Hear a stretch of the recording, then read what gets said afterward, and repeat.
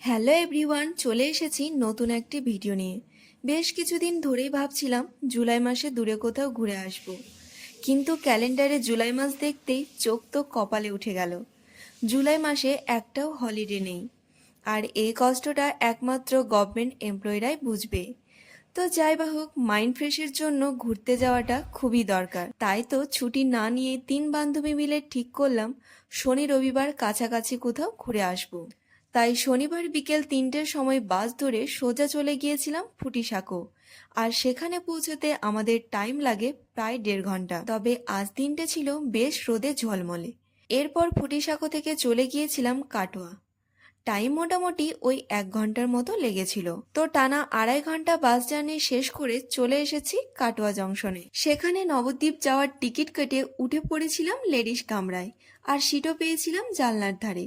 নবদ্বীপ পৌঁছাতে টাইম দেখাচ্ছিল 45 মিনিট। ততক্ষণে বাইরের প্রকৃতি উপভোগ করছিলাম, ভীষণ ভালো লাগছিল। তবে একটা জিনিস চোখে পড়ল, নদিয়া জেলাতে প্রচুর পাট চাষ হয়। ওই যে সাদা সাদা দেখতে পাচ্ছেন, পুরো এলাকাতে পাট কাঠি শুকোতে দেওয়া হয়েছে। কিছুক্ষণ পর আমরা খেয়েছিলাম পাঁপড়। তারপর দেখলাম একজন বাটিক প্রিন্টের রুমাল বিক্রি করছে 20 টাকা করে। তো ইতি আর আমি নিয়েছিলাম একটা করে।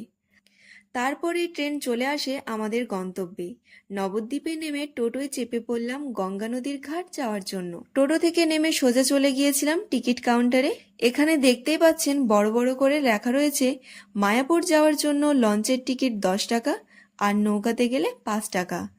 আমরা কেটেছিলাম লঞ্চের টিকিট, আর এটা ছিল আমার লাইফে ফার্স্ট লঞ্চে ওঠার এক্সপিরিয়েন্স। তবে ভয়ের থেকে এক্সাইটমেন্টটা বেশিই কাজ করছিল।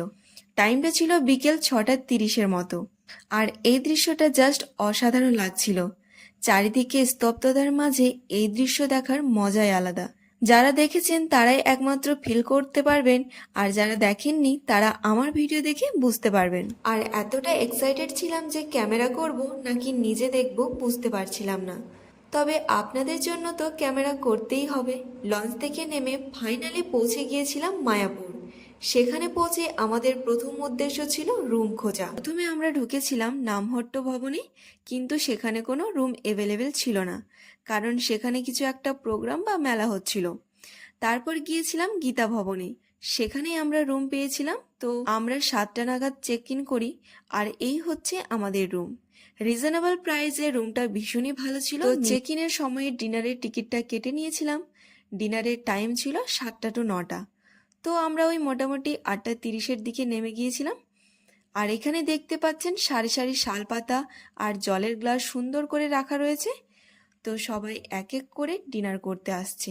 খাওয়া হয়ে গেছে, এবার রেস্ট নেওয়ার পালা। দেখা হচ্ছে কাল সকালে। তবে নেক্সট পার্টের জন্য লাইক করার অনুরোধ রইল।